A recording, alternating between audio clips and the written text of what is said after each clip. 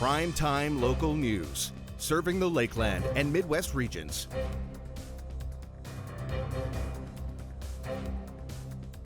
Return to local news now. Students at Bar Colony School were treated this week to medicine wheel presentations to learn more about Indigenous culture. Our Callan Dunlop tells us more.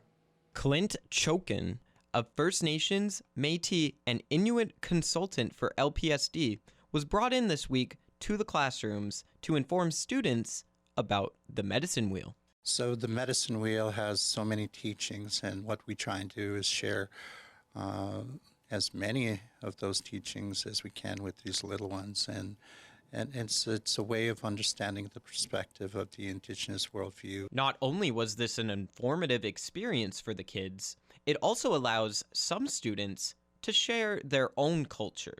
Mr. Chokin's one of my grandpas, and I've been around him lots of times, and I learn a lot because I live in a Indian Lake Cree Nation, and I learn a lot about Cree. An important part of the medicine wheel presentations is highlighting the core values at a young age. Bringing it to those to students from the early ages is important, because they'll hold on to it. They'll retain it a little better than older students would. The lessons learned at these presentations are life lessons that students can take with them for the rest of their lives. It is important to spread your feelings and not to just keep it in, or else it would affect your body. Even lessons that can apply to us all. The people that have passed on, they're still with you. Callan Dunlop, Primetime Local News. A musical performance is taking place this weekend at the Vic Juba Community Theatre. It features local performers, and the team is excited to show the community their work as they now rehearse on stage.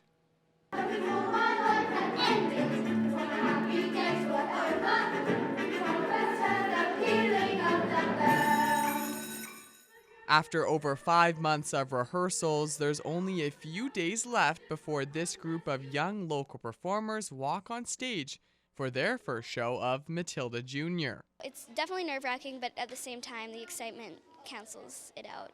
I'm so excited. You can see the makeup. This is the first time we've done it completely. I got stuff on my teeth. It's gonna be crazy. Not just the hair, it's not just the makeup. I've also got these giant shoulders. They're squishy. I've taken up more wingspan. I'm walking into people. It's super fun.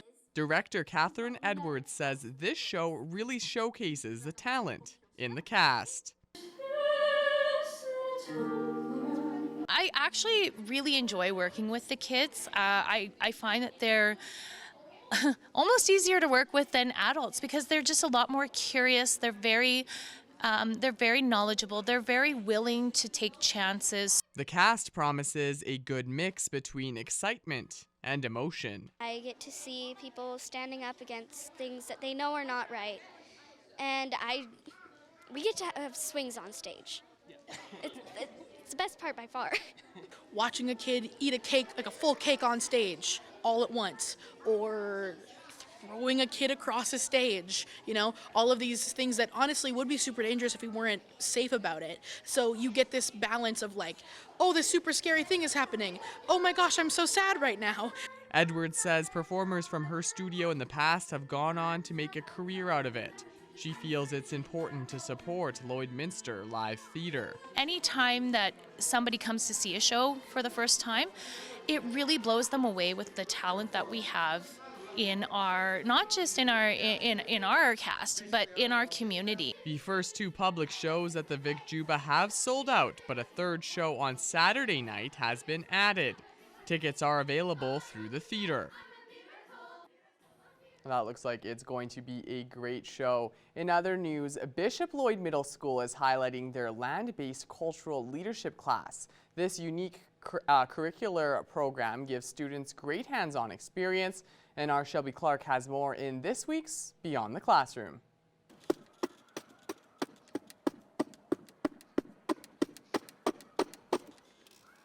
In consultation with elders and knowledge keepers in the area, This program is teaching students the cultural way of handling animal hides. So today we're working on tanning some hides that have been donated to our program, and so students are flushing the hides and they're scraping the fur off the hides, and then we've cleaned up some brain tanning is a traditional way of tanning hides, and so they're rubbing some of that into the hides, and then hopefully we'll stretch them out and turn it into some usable leather. Mr. Highland explains how some students handle the process of tanning through this activity. Although it can be difficult, these hands-on practices teach students the importance of Indigenous culture. I say everybody's kind of on a spectrum of comfort with things. There are people who dive right in, and there are people who stand off the side and watch for a little bit. And I think that's comes into, you can watch and learn, or you can dig in and learn. It just, everybody's comfort level is different, so we kind of work on that. And usually they come along throughout the year and see how it goes. The program consists of grade 8 students within LPSD and are accepted through an application process. We take the applicants actually on a 2-day camp to try it out so they can see how they like it, and then from there we select a class out of that. We do lots of different cultural activities, so we might have tanning. We have some trips coming up where we're doing a canoe trip. We have had some ice fishing camps. We've just tried to get out as much as we possibly can and take our curriculum outside. If they are interested in this program, applications for grade 7 students for next year are due May 1st at Bishop Lloyd. Students find they have a great time and learn many things all together. There's definitely not just butchering. There's lots of camping, and it's very diverse. There's lots of things you can do. Our teacher is very kind, very caring, and everyone's so inclusive. And it's very fun, and I recommend it. And that's it in this week's Beyond the Classroom. Lakeland College's doors are open for program info sessions on March 3rd and 10th. RSVP now at lakelandcollege.ca/info sessions. Yeah, that plastic can be so annoying. Not having plastic bags, but then everything is wrapped in plastic still. Where's the logic there? Time for us now to turn over to weather. Let's check in with Shelby Clark.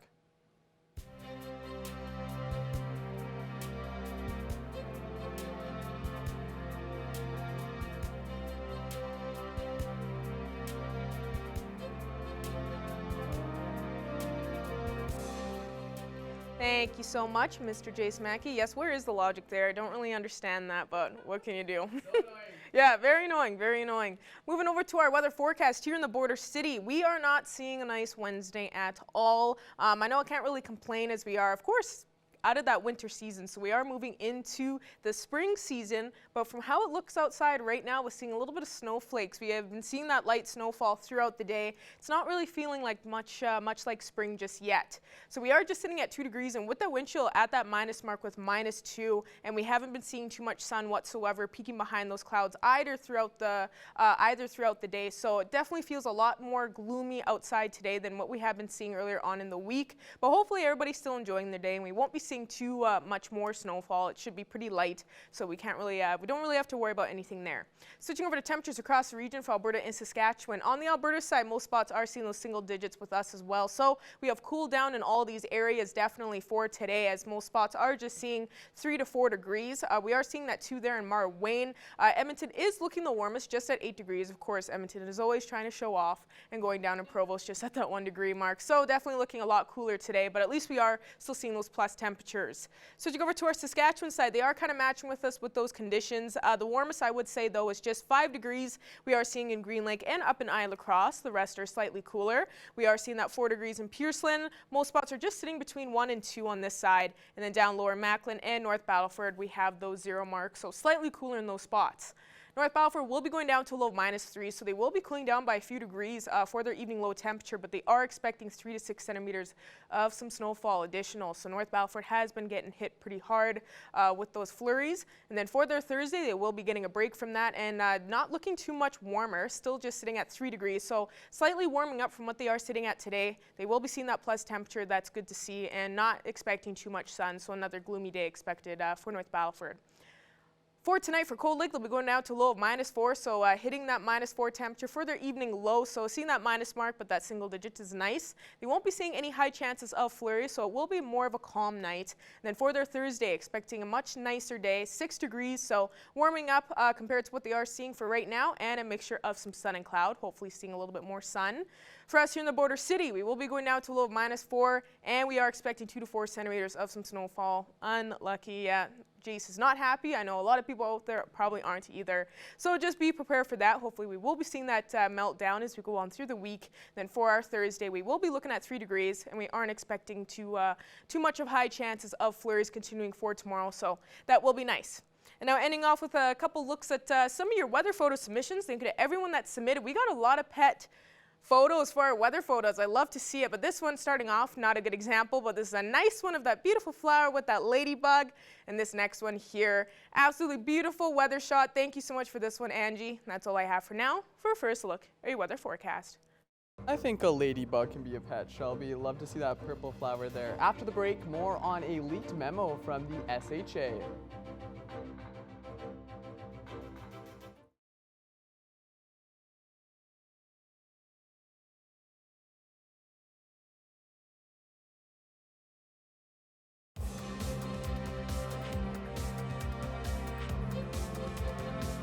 The Lloydminster Golf and Curling Center was busy during the winter with curling, but also virtual golf. The weather should be warming up soon, and our Thomas Wildman takes a look at what will be happening this golf season. Today we have Marty Wheaton, the club pro at the Lloydminster Golf and Curling Center, and he is here today to tell us a little bit about the virtual programs they've been running this winter and into the spring here, and of course, once the weather gets better, how the golf season is going to be looking. And so thank you so much for being with us today, Marty. Thanks for having me. All right, Marty, tell me a little bit about the virtual golf simulator you guys can have and how golfers can rent it and use it to better their game. Yeah, so we invested in 2 GC Hawk golf simulators here at the facility. We opened in November, and that was kind of the idea, is keep swinging throughout the winter. They're there for people when they come back from down south, kind of gear up for the season. Done a ton of club fitting through them, and the technology is outstanding. You'll see a lot of the GC quads up the driving range on the PGA Tour, and it's very accurate. Golf simulation has come a long way in the last 5 to 10 years. And so, Marty, with the virtual simulator, is it only kind of like a driving range to show you how far you'd hit the ball and kind of stuff like that? Or could you actually go on like a typical golf course set of holes and play like a full-on game? Everything. So we have the driving range, we have the club data module where you can kind of see all of your data as far as your club face angle, path, your spin rates on your ball, and then also we offer 75 golf courses on our simulators, and they're famous ones from around the world that the PGA Tour plays on. And so, Marty, we've had some really nice weather here to finish out March and April, so hopefully it will stay good to finish out here in April. If the weather does permit, when does the golf center hope to be opened up to the public? I know it feels like you kind of jinxed it there, but last season we were April 29th. I think we're close to on par for that date. There's been a ton of melt over the last couple days and week. We'll see what the weather gives us, but I'm thinking end of April, beginning of May, we should be very close. And then finally, Marty, are there any big tournaments or events that the Golf and Curling Center will be hosting this coming golf season? And obviously, we're looking forward to another golf season, and we have a ton of events lined up for this year that we're really excited about. Our junior program sold out in a couple days, 120 spots. It's been super successful for us, getting a lot of juniors into the game. And then a ton of corporate events, charity events, that we're really excited about. And I can't talk about too much of it, but we have some big projects planned for the golf course again. So we keep seeing that investment from the city at our golf course, and it's come a long ways, even in a short period of time in the last couple of years. So looking forward to the year. There's a lot building up to this year, so we're excited to get started. Thank you so much for all the information, Marty, and hopefully that weather can permit and you guys can start up the golf season as soon as possible. So thanks, Thomas. Well, today doesn't really feel like a day that you would want to be getting out there golfing, but we've got to get some warm weather here again soon. Let's check in with Shelby Clark to see if there's any light at the end of the tunnel.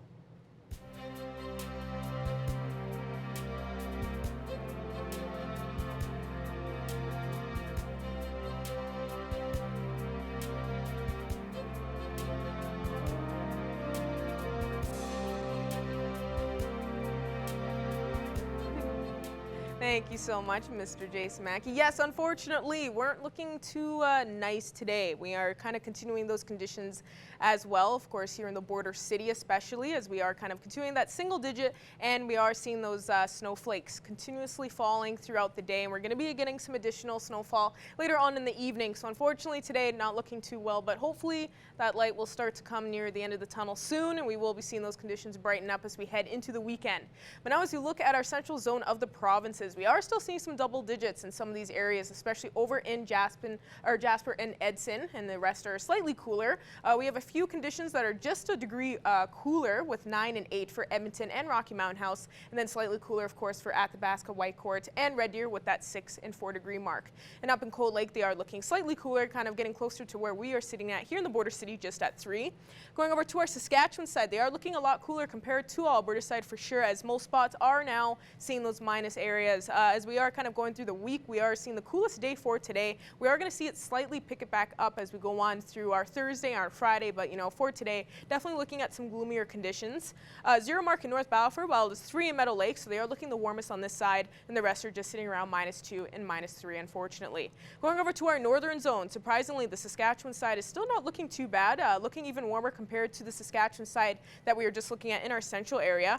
5 degrees seems to be the warmest up in Stony Rapids. Most are just sitting around 4, and then we have the coolest here with 2 degrees in Walston Lake and Flin Flon, and South End is just in the middle there, right at 3. Now as we go back over to our Alberta side here, they are looking slightly cooler compared to what they have been seeing throughout the week. 7 degrees isn't too bad, as they are seeing that the warmest in Peace River.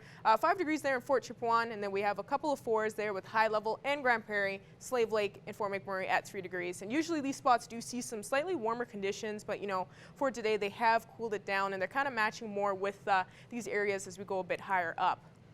Now as we go over to our southern zone, they are actually more matching with us with these conditions, especially Medicine Hat and Lethbridge. A complete switch up for today, as they are just sitting at 1 degree point. Aren't really seeing too high of plus temperatures, so they are just sitting at 1 degrees. Definitely a switch up from almost seeing those 20 degree marks last week. 6 degrees in Calgary, as they are seeing the warmest condition on our Alberta side here. Banff is just a degree cooler, and then we have Coronation there in the middle, just at 3. So looking slightly cooler in our southern zone for sure. And as we go over to our Saskatchewan side, it seems to be they are continuing that track as well with cooling down in those conditions. Now they are seeing those minus points once again. -3 seems to be the coolest with Swift Current, Regina, and Yorkton. We got -2 in Moose Jaw, and the rest with Estevan and Kindersley just hitting that 0 mark. But now as we look at some overnight evening lows in our surrounding areas for our temperatures, we are going to be kind of seeing the same temperatures that we have been seeing throughout the past few weeks, as we are slightly warming up for our evening lows, because the coolest we are expecting on this list is Bonnyville, Provost, and Paradise Hill with that low of -4. And then Isle Cross and Meadow Lake will be expecting that low of -3. So we are kind of matching with these temperatures, although condition-wise, some spots like Isle Cross and Bonnyville aren't expecting too much high chances of flurries. They will be seeing more of a calm night tonight. And then for Provost, Meadow Lake, and Paradise Hill, they will be seeing a high chance of those flurries later on tonight. So they will be expecting, especially for Provost and Paradise Hill, 2 to 4 centimeters. So for all these areas, just be prepared for that snowfall. It will be coming later on in the evening. Looking at our hourly forecast for our Thursday here in the border city, we will be starting off quite cool with that -4. We will, however, will be warming up to that 2 degree mark, so at least we will be seeing that plus temperature kind of continue on as we hit the daytime high. And as we go past our Thursday into Friday, as I was saying, we will be warming up to that 5 degrees at least Friday. Hopefully we will be get a little surprise, a little bit more sun there. We aren't really expecting it right now, but hopefully that will switch up. And as we head into our weekend, we are expecting a beautiful weekend ahead here in the border city, but that mixture of some sun and cloud at 9 degrees. And that's all I have for now. Our Jace Mackey will have our news coming up after the break.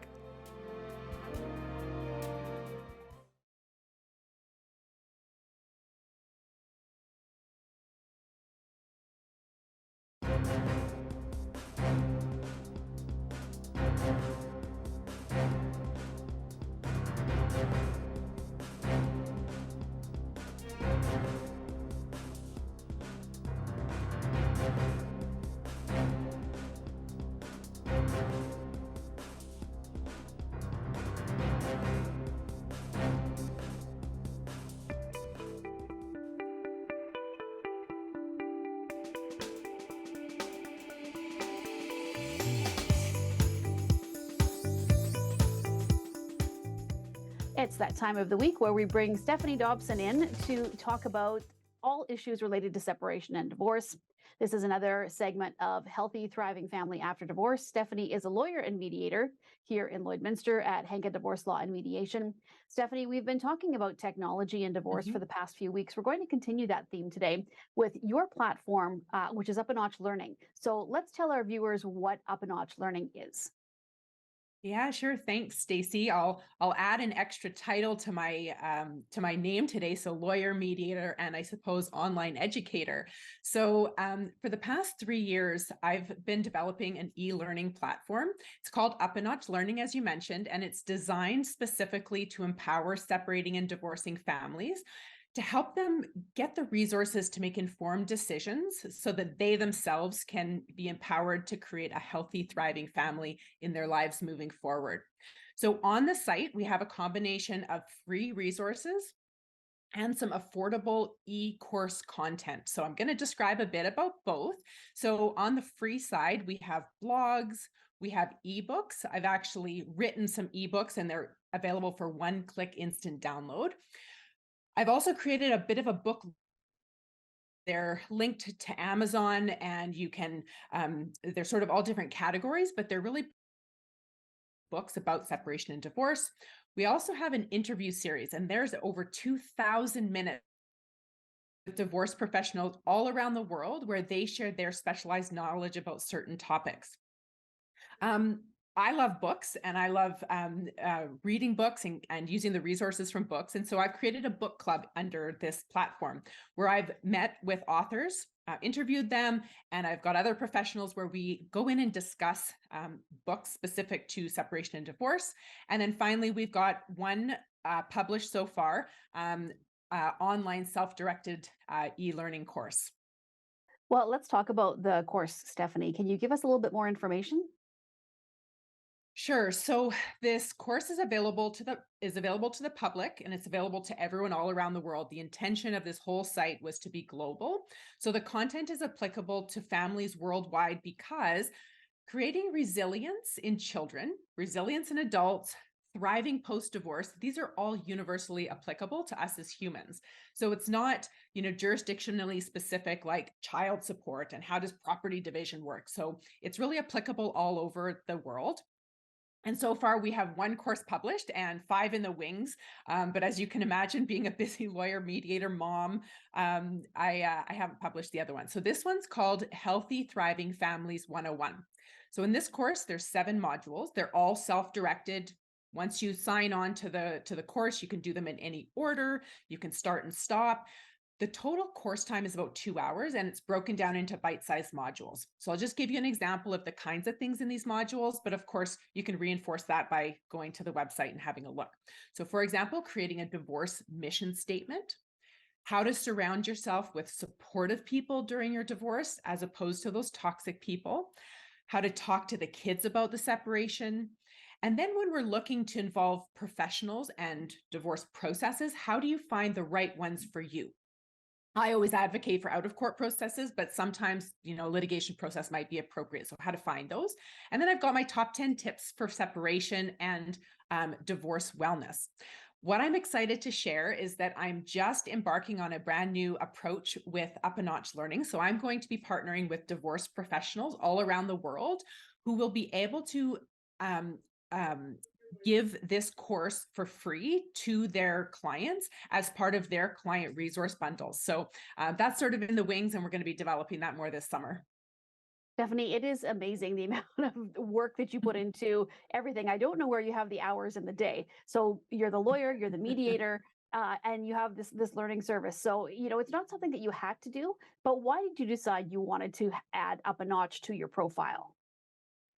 So quite simply, at the end of the day, I have such a passion for helping to thrive.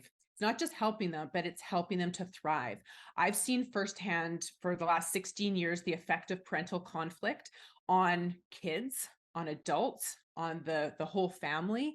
And I find that so much of this conflict is preventable if you have the right information and you have the tools to create that really strong and healthy foundation. So I thought to myself, by providing these resources, I hope to contribute positively to families all around the world. Of course, I'm only one person, but this can really reach families all around the world to learn to become that healthy, thriving family after divorce. You know, this e-learning platform I found really integrates well with my law and mediation practice at Henka Divorce Law and Mediation, because our goal is to help exclusively families who want to become that healthy, thriving family. And so by pairing up with our mission, vision, and values here at Henka Divorce and the e-learning platform, it really actually meshes really well. Well, Stephanie, it's, like I said, incredible the amount of work and passion you put into this. So thank you so much for joining us this week. And we encourage our viewers just to contact you at Henka Divorce Law and Mediation if they'd like more information. And we'll be back next week. Thank you.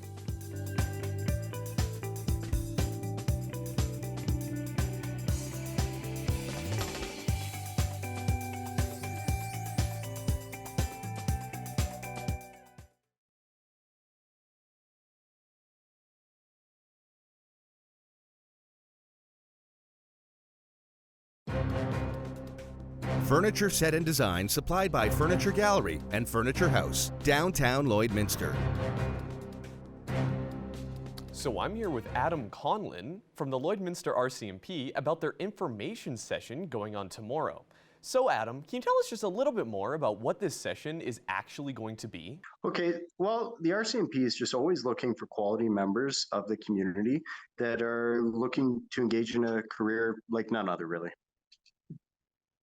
And what we'll be doing is having just an information session. And that will be tomorrow evening, 6 p.m. at the OTS building, or the OTS room, sorry, in the service center. And could you possibly tell us just a little bit more about why the RCMP are looking for new recruits, or possibly new hires as well? There's always a need for good quality members within the RCMP, and now more than ever. And what will possibly happen to the people who are selected through the recruitment program? Is there a process that they will have to possibly follow as well? Yeah, we have a program called DEPO. I'm sure many people have heard of it. And at our recruitment information session, we will be happy to give more details on DEPO. And that's secondary in the process. There's the application process that comes before that, which medical, paperwork, all that good stuff. And this process that they have to go through, will it be completed at the information session or completed at a later date, possibly after being contacted after recruitment?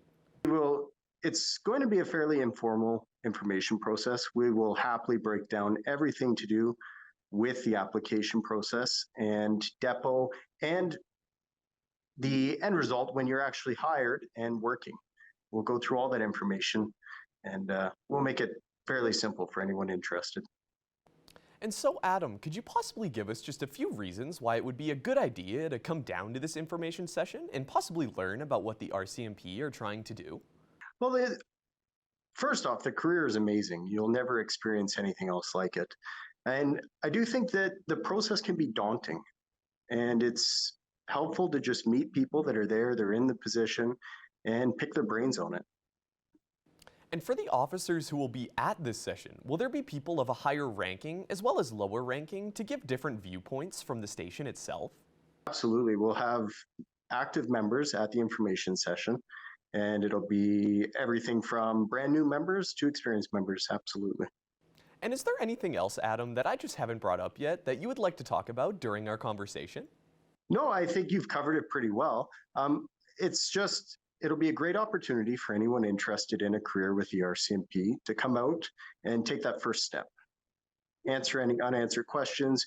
We'll be giving details on pay, benefits, the training process, and just the day-to-day life of an RCMP officer. Well, thank you so much, Adam. I think that should be every question I have to ask. Okay, thanks, Zach. Have a great day. Ending off with a quick look at your extended forecast now as we look past those 3 days. So we will be looking at another gloomy day tomorrow, so don't worry. Keep pushing through. We will be warming up after this. Friday, we'll be starting off the weekend kind of slightly warmer at that 5-degree mark, but then we will start to finally see that sun peek behind those clouds for the weekend on 9 degrees Saturday, 11 degrees Sunday. So we will be hitting those double digits once again. And as we head into next week, be prepared. We are expecting some beautiful conditions, some barbecue weather, I would say. 10 degrees Monday, and then we will even see it warm up next Tuesday and Wednesday. Amazing. Thank you for that, Shelby. And thank you all for joining us tonight for this edition of Primetime Local News. Have a great night. We'll see you back here again tomorrow.